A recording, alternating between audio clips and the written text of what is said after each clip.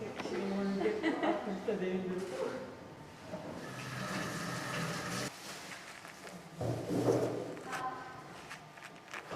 Ben düşünüyorsan ben hemen şey yaparım.